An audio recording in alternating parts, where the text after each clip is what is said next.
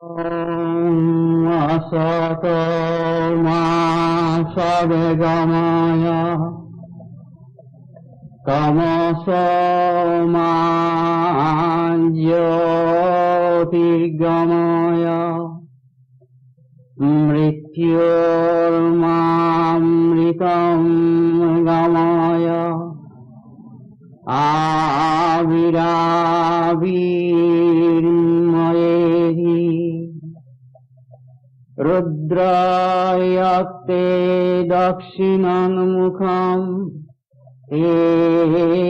namam pahi nityam. Lead us from the unreal to the real. Lead us from darkness unto light. Lead us from death to immortality. Reach us through and through ourselves, and evermore protect us from ignorance by thy sweet compassionate face.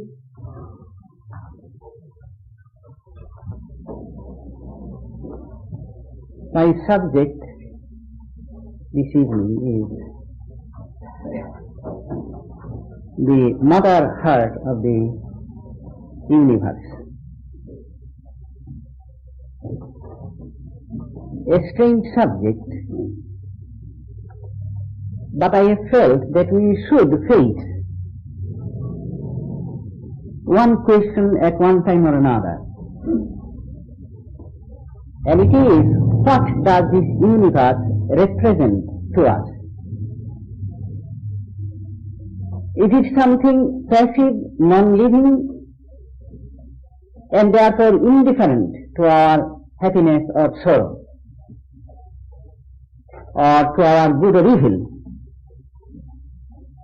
Or is it something living and something personal and beneficent to us? Even more, it is even loving to us. We are children of this universe, born of this universe, and therefore, using the word nature instead of universe, we may say nature is our mother. We are born of nature. But the general attitude is that nature or this universe is made up of such incongruous things, such as living and non-living, personal and impersonal, free and bound, and so on and so forth. Things so varied in nature, so varied in function, that to use one single word to indicate the universe is not quite reasonable. And if we do think that it is a unit, although made up of various things, having one life, as the prevalence of the laws indicate, that there is somehow a basic unity, then we think that we should not think of it in personal terms. We should not think that this universe as a whole has any purpose, or that purpose has any reference to the human beings.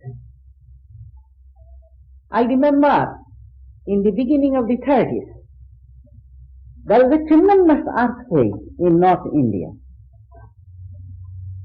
In places where there haven't been any earthquake within living memory or even historical memory.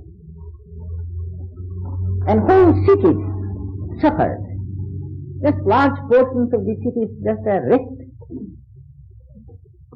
And of course at that time Mahatma Gandhi was living, and he, in one of his articles, he pointed out that all these things has happened because the people of India were not doing just the right thing. Well, of course, that is also a sort of popular reaction to any kind of natural disaster. Of course, disaster in itself, personal disaster, naturally we think has something to do with our ill or well-doing, and we establish some moral causal connection between things happening to us and our states of mind or our actions. But that these natural disasters like earthquake or flood or any such things or epidemics, that these things can be due to the wrongdoing of some people, although the older generations, they are accustomed to thinking in those terms. Present generation are not apt to think that way. But Mahatma Gandhi nevertheless asserted that. Oh, he came out in very strong terms. And he called to the attention of the people that they should mend their ways and they should become non-violent and pure and so on. The poet Tagore was living at that time. He became very much disgusted by this. And he came out with a statement that it reminds him of the primitive thoughts and fears which he thought we have long outgrown. But Mahatma Gandhi seems to be still believing in those things. Well, Mahatma Gandhi had his own convictions. When he had a conviction, he could not budge him from it without a great deal of effort. And I think the effect was oftentimes delayed. By the time he would change his opinion, this situation would become a matter of past history. It was very difficult to change him. So he gave his answer, he saw a moral meaning in this aspect. Maybe Mahatma Gandhi had something in that. More and more I am convinced of this fact, that had it not been for our own egoistic will, which has no rhyme, no reason, except that we have it, and we are very determined about it. If we didn't have any such egoistic will, we would read this universe. I should not use the word read. We shall find this universe without any conscious effort at reading it. We shall find this universe as a living entity, full of purpose. But there is no such thing as evil, and for the matter of that, there is no such thing as good, as we understand it here. But whole thing would be meaningful, significant. And not only shall we find this living, we shall find it personal. Because from personal to the impersonal is just one step. Personal in the true sense is very close to the impersonal, and I think no one can come to the impersonal without passing through the personal. And we would have found this whole universe as one entity, living personal entity, and therefore having its own will, having its own ideas and having its own emotions. And as such, of course, it would have also a certain relationship with us who also have a will and a purpose and a consciousness, and we are also persons. And then probably it would be possible for us to call this very universe as mother.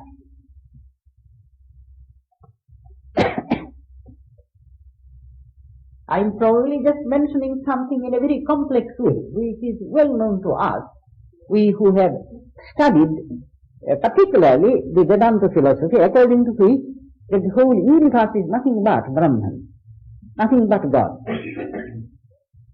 And if God is both personal and impersonal, then why should not one perceive when his vision has become clear? Why should not one perceive this whole universe is divine? And could call that divine by any term, like address this universe as friend, or Lord, or Father, or Mother, or beloved, any way he wants to do, he could do it.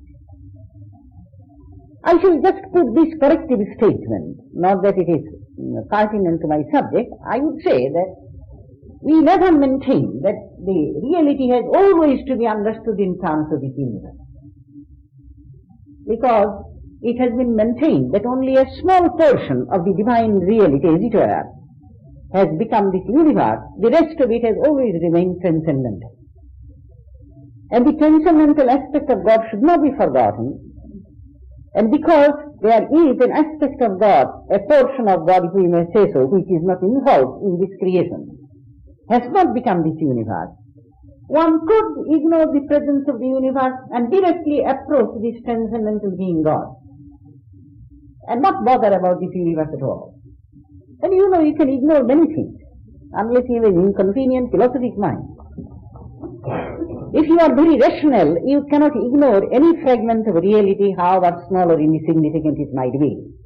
You have to account for everything that is, everything that will be, that is to say, everything that is possible. If you have a philosophical mind, that is the trouble about this logical mind, and it makes it. But the emotion has this beauty about it. It can ignore everything, just accept the object of emotion. That it cannot ignore it, rather it takes very intensely every object of every emotion. That is the peculiarity of emotional function of our being. If fall in love with God, what is the matter with this universe, whether it is part of me or not part of me, living or non-living or different or indifferent, who cares? And the man will not even remember it. He who has emotion, he becomes absorbed in the functions of his emotion, in the object of his emotion, and he is not logical as regards the rest of the world of reality. I think just a corrective statement, but the point is, of course, not this transcendental being. That is not under discussion, but this universe that is under discussion. I therefore believe, as I told you, that it is just a matter of our own attitude. Now some of you might say at this point, well, if it ever occurs to us, we become so changed that we begin to find this universe as living, and we find it to be a unitary being, maybe at that time we shall call it mother or father. In the meantime we might just as well ignore this question. Some of you might say that. But you know how human progress is made. You first of all take into account your present world of experience, to which you are accustomed and which is natural to you. But the natural and the accustomed are scarcely satisfactory. They are utilitarian. And I must admit that they are the foundation of our being. It is as it were you want to climb the highest peak of the mountain, but in the meantime you cannot spurn the ground on which you are standing, however low it is. Because if you are to spurn that, you would not have any standing ground at all. So our present world of experience is important because we stand here and we are supported by it. But it is only important from a utilitarian and from a necessary point of view, not from a satisfactory point of view, not from an idealistic point of view. And therefore man always has to take into consideration these two facts, his present existence and that which is possible, that which is his ideal. It is the ideal, as it were, which pulls him upwards from where he is. And therefore we should also think of this in this present connection, that we could take a view of the universe as we do to our uninspired intelligence. It appears as mostly material, with spots of light here and there, and intelligence even less. But from the ideal standpoint, we have to think what it really is. Is it living or is it non-living? If it is living, how shall we account for the non-living aspect of this universe now? And so on and so forth. And if at this very highest realization it is personal, maybe it will shorten our work in the realization of truth. If we can persuade ourselves to look upon this universe as something living, or at least we could impose our idea on this universe of our experience, that it is really the very person, the very body of the living mother. Maybe it is possible to do that. And that is what I want to examine. I would like to also draw your attention to certain facts in that connection. First of all, we have the idea of motherhood of God. And it is a fact that from very ancient times, even amongst the primitive people, this idea has been, of course, crudely present. And as civilizations have progressed, we find amongst the ancients that there are many female deities worshipped. Many of them are really mother goddesses. And certainly in the Mediterranean world, there was a great deal of mother worship present at the time when Christianity appeared in the scene. And certainly there was this worship amongst the vegetarians, and the worship of the female deity, the mother, the creatrix, has continued from the ancient times of Jesus to this day. I may further say that in India this idea of the worship of the mother has developed further and further, until, as you know, that Sri Ramakrishna has given it such a momentum in the national mind by himself worshipping God as the mother first and always remain extraordinarily loyal to this idea of God. True, he recognized that there are infinite aspects of God and God can be called by various names. And he himself practiced all those things. As you well know, nearly 12 years he went through various kinds of practices.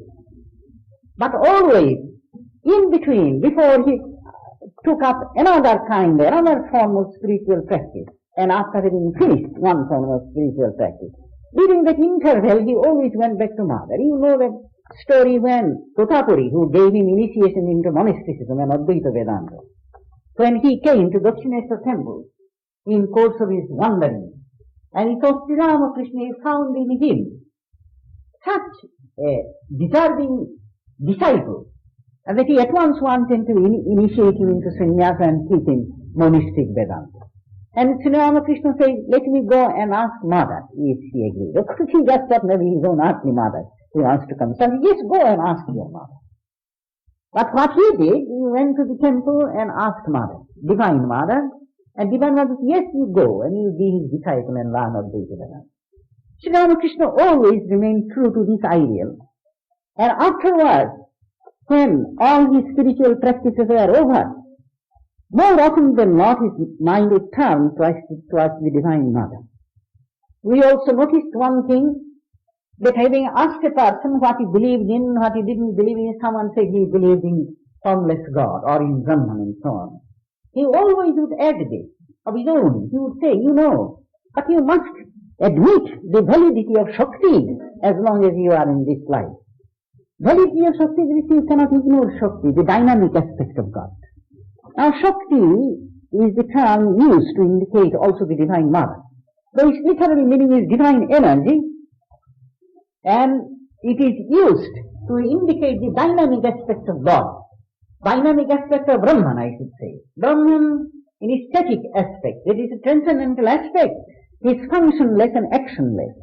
But when we think of him in relation to this universe, we have to naturally ascribe to him function, action, and manifestation and creation, destruction and all those things. These are then considered as function of his dynamic being, not his static or transcendental being. And of course, from our point of view, we have to say that God has this energy aspect. Otherwise you could not explain this universe. So this aspect he will always speak of, and he would remind his hearers, that those who came for him to instruction, you have to admit the validity of Shakti. You have to accept Shakti. Now that he would add, he really had a special loyalty to this form of worship of God as the Mother. Now some have thought that that was probably a most propitious and helpful form of worship for this age. And many things could be said in support of this view. But I think at this point surely I won't speak of those things. Further I should mention at least two phenomena. One Christian, another Hindu. And this phenomena is that the Christian phenomena is the doctrine of the Madonna. Now if you read the Gospels, the four Gospels that there are, never do you find that the mother of Jesus is shown as much honor as the Catholics do show the mother of the Lord. True that some of the Gospels speak of how the angel came to her and she thought herself that she was the most blessed among women. That those things are there, but afterwards you find that Christ himself did not show very much concern for her, and he did show. It was no more than a son would feel for the mother.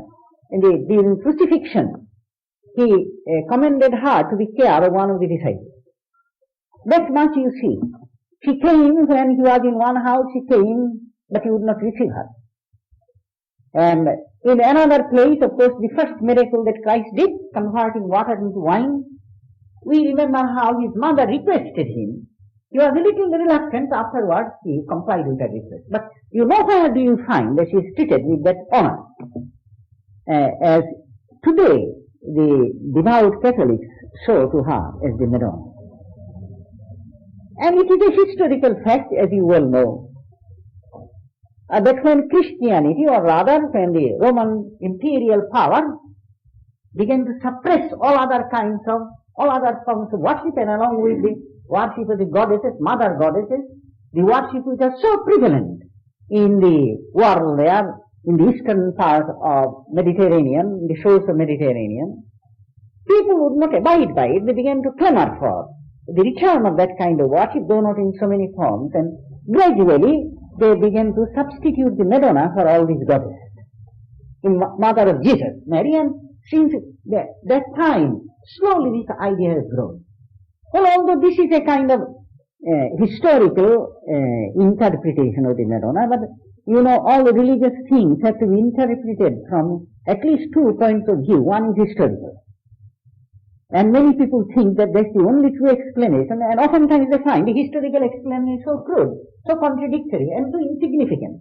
Then they come to this conclusion that it is all people's superstition. Out of nothing they build up something and they hang on to it. They build it out of their own mind and then they glorify it, and that is religion. Then many people interpret things in that one, but they forget it, that historical stimuli might be insignificant. But you see, the thing that comes out from human consciousness and the thing that prompts human consciousness to perceive itself do not belong to this insignificant historical fact. Just as a person suffering a great deal, say a bereavement or an insult or a loss of fortune, might find this as an incentive to go beyond this life and reach towards God. You could not say that this bereavement or this grief or loss of fortune actually was the creative cause of God. You couldn't say that. Many psychologists would say that. It is a kind of compensation. People make up for it. When they lose this, they run to that thing and build up something out of their own mind, and through that they find some kind of consolation and comfort. But you know, it is not really so. It is just an occasion. Then the thing out of which these revelations come, that's certainly a very high thing. In cases I mentioned as illustrative or as examples, you will find a grief sometimes tear the veil from the mind. When we do not have just this grief, tremendous grief, we take the world on its face value, we become attached to it, and we are not capable of perceiving anything higher. And when any such catastrophe comes, for the time being, our attachments are broken, and therefore we are able to see clearer. And this clearer vision is the thing which reveals the presence of God. And therefore, it would be wrong to state that the grief was the cause of this divine experience, the spiritual experience. It is not. It is only indirectly so. So in cases of when you find, you give a historical explanation of things, it is only one of the things. But what you ought to see, that the historical causes created a certain state of mind, a higher state of mind, and it is the higher state of mind which discovers. And I must say this, I am not saying that the doctrine of the Madonna and the worship of her is just only a fiction of the early Christians. They wanted to satisfy the minds of the people who have been deprived of mother worship, and they were very anxious to have something, and therefore they just said, all right, worship the mother of Christ, although she herself was just a common woman, ordinary woman, and they just glorified her, and there you are.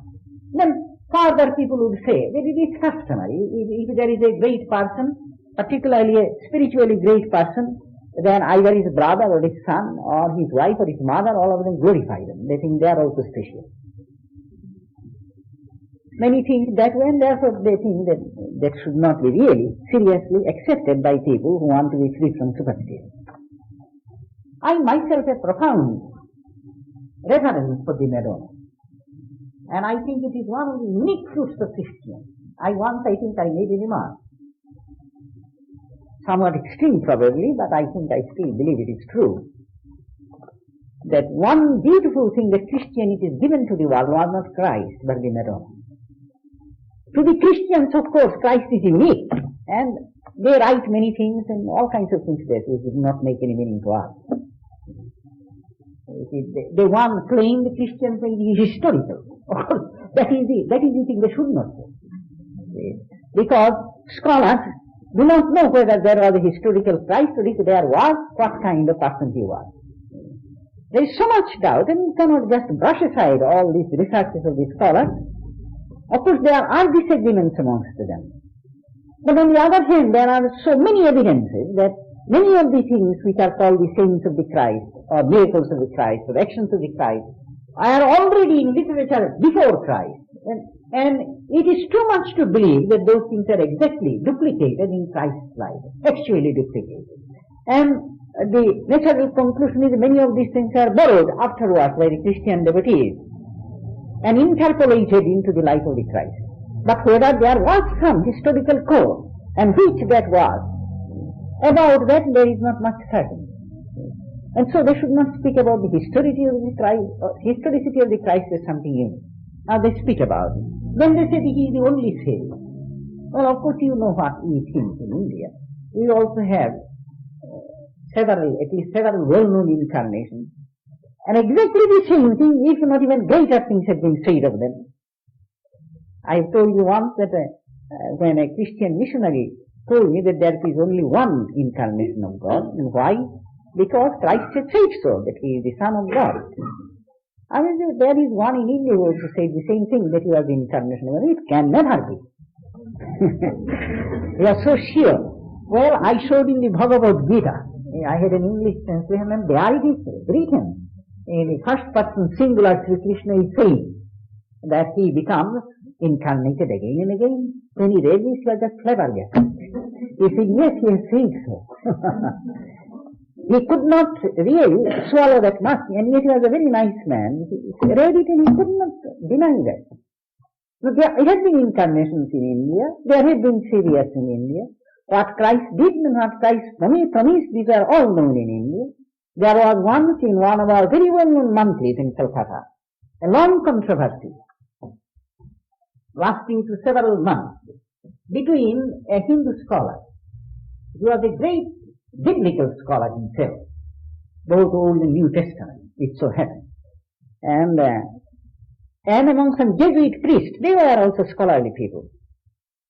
And at last, after the end of the controversy, he just said, this Hindu scholar said, that everything that is being claimed as unique in Christ, all these things we find in the lives of our saints and sages, and he give a whole list of them. And how can we just say that he is just unique? It is not belittling the greatness of the Christ, but you want to find out whether it is something which is not found somewhere else.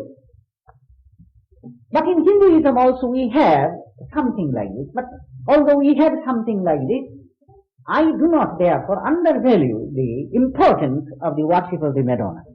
I know Catholic theology would not admit that you can worship the Madonna, although there has been of late a certain change in Catholic theology. And I read not long ago a Catholic bishop making a pronouncement, I think from Canada, that it is just a question of time before worship would be rendered to the Madonna. Now you do not worship her, you worship only God, and she is not God. So close to God, but not God herself. But consider the beauty of her life, the way she is conceived of now, not as she might have been historically, or as she is depicted very briefly, of course, in the pages of the Gospel.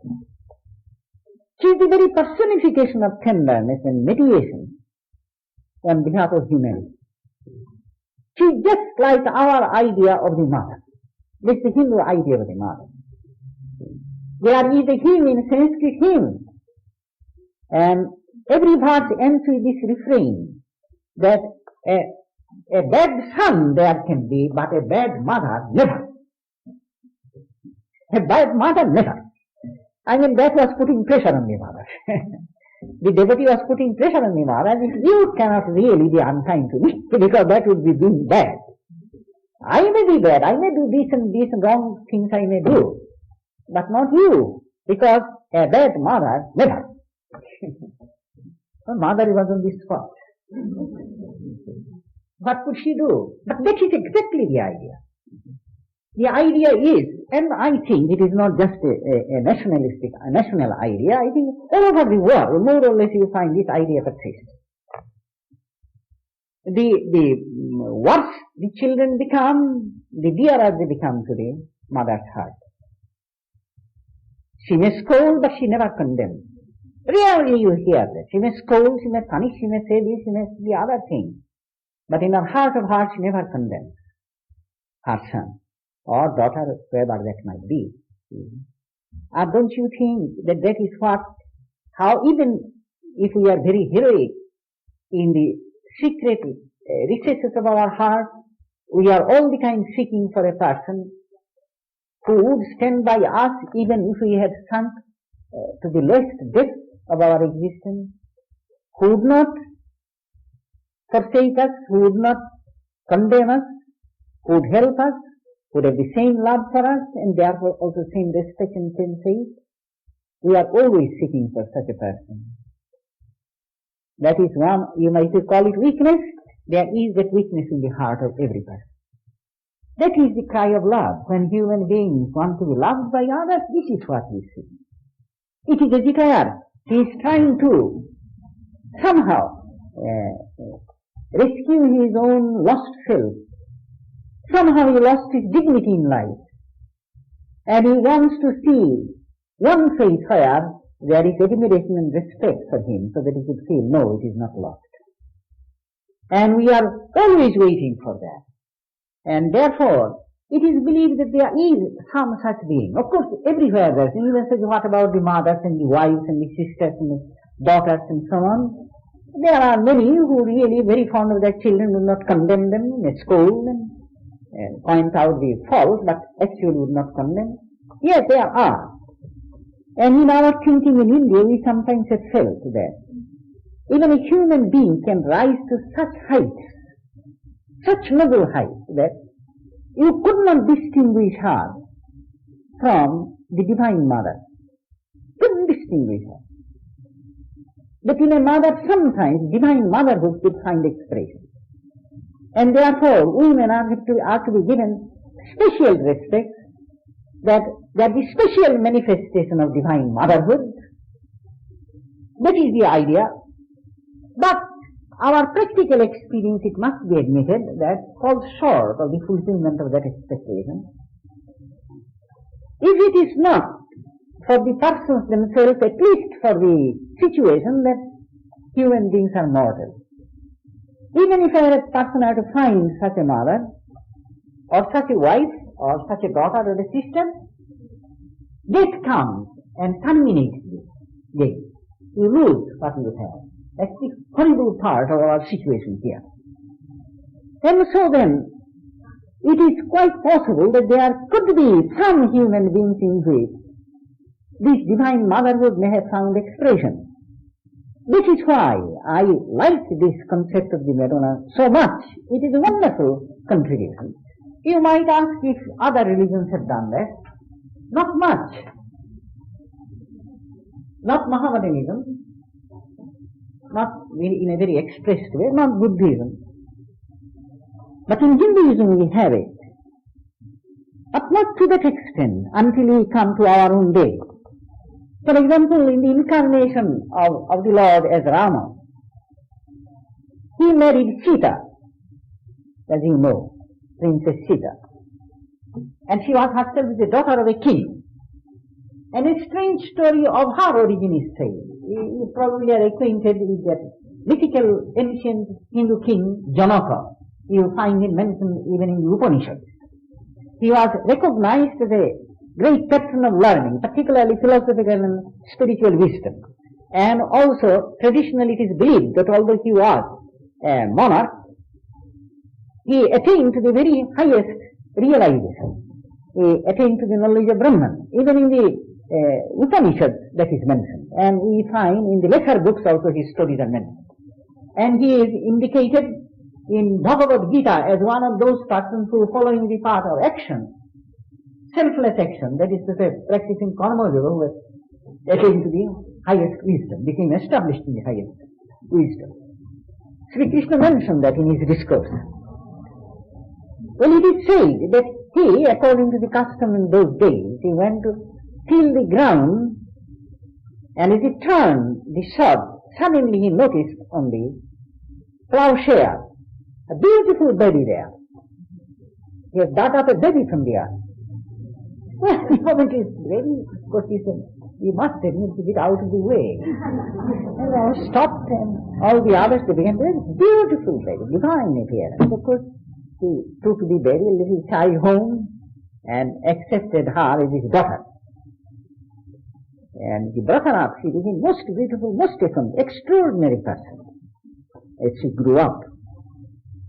And then when the time came for her marriage, in the olden days, you see, the princes, they really were specially trained and they had special privileges. They were not given in marriage like other Hindu daughters. She could choose her own bridegroom. The practice was called Swayambara, that is self-choice of the husband. And all eligible princes were invited. They came from distant parts even. And there would be an assembly. And the princess is a plate, and in which there is a flower garland and many other things, and a maid servant will follow her, and there will be an elderly man who would pass her, and he'll come in the presence of the prince, and the man will describe all his qualities, his lineage, his qualifications, and everything, and the prince will look at him, and then if she did not approve him, she will pass on, until she came to a prince whom she approves of, and then she will take the garland from the plate and put it round the neck of the prince, and by that would be indicated the princess has chosen this prince as a prospective husband. Well, and similar things were done. Only in this case, the trial was a little more difficult. You see, King Janaka had a bow, very strong, and very few people could bend it and put the string to it. And he invited all the princes to come, and whoever would be able to do that, he only would have the hand of his daughter. Many princes came, none could bend it. It was so strong and so powerful thing, heavy, and well, when Rama came, and he took it up and very easily bent it, and he put the string to it. Not only that, he began to pull the string until the whole thing broke into two.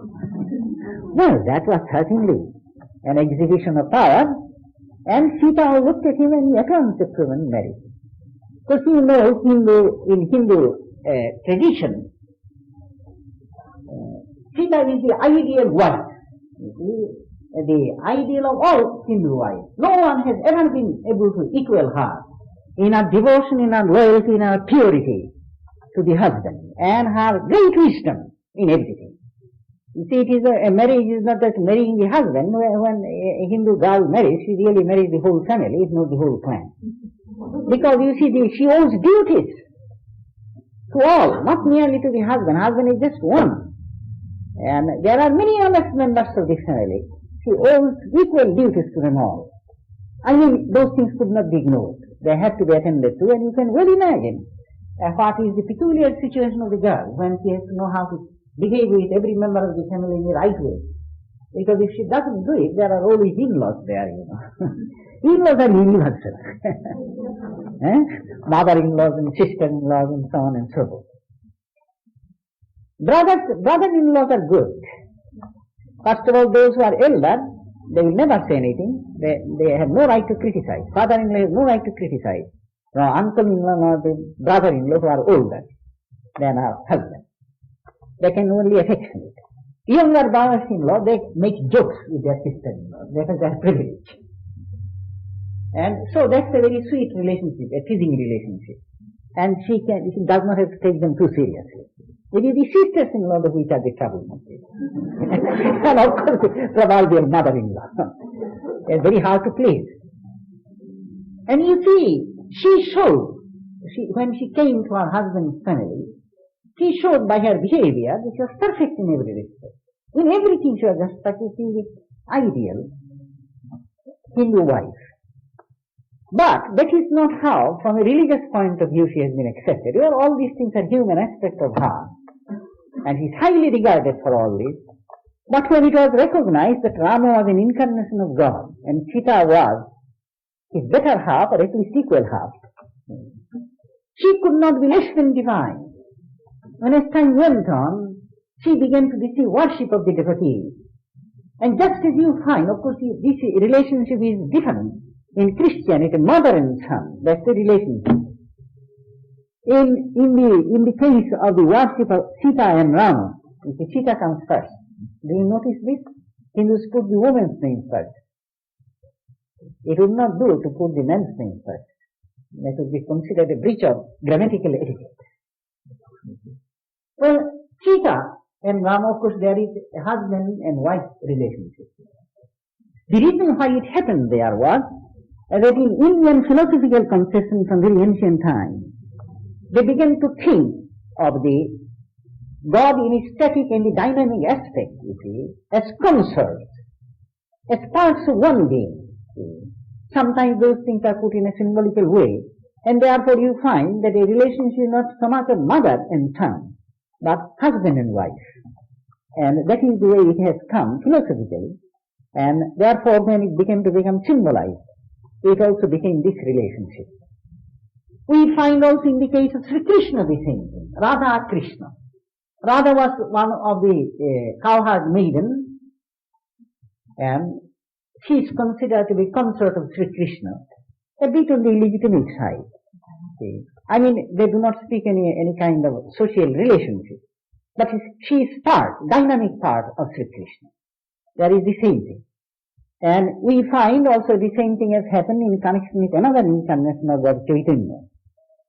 His wife Vishnu Priya was her name, and she is also worshipped as divine, dynamic aspect of Chaitanya. Well, it is not as current, that form of worship, as the other two I have mentioned.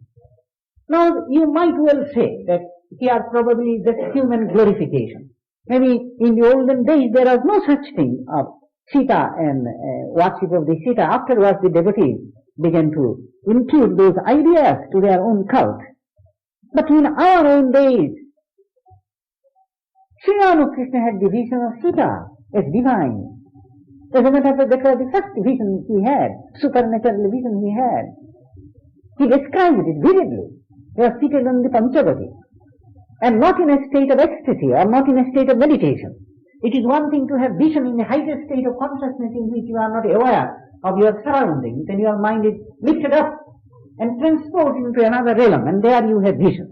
And Sri Ramakrishna had also this kind of visions, and most of the spiritual and mystic visions are had in that form. But what we saw is, he was just seated there in normal vision, and then he saw her coming out of the river Ganga and walking towards him. There was a path, there was a garden there on the edge of the river Ganga, and then a strip of garden, and then there was a garden path. And she came by that, walked towards him. He could give vivid, detailed description of how she appeared. And most beautiful, most dignified, yet there was a great sadness in her face.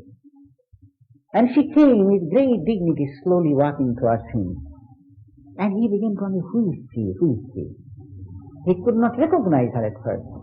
And then just from above him, he was seated under a peepal tree. And there are many monkeys there, one big monkey jumped down, came and bowed at her feet, with great reverence bowed at the feet of this vision. And at once, from his own heart, this prompting came that this is Sita herself. And Sita came close to him.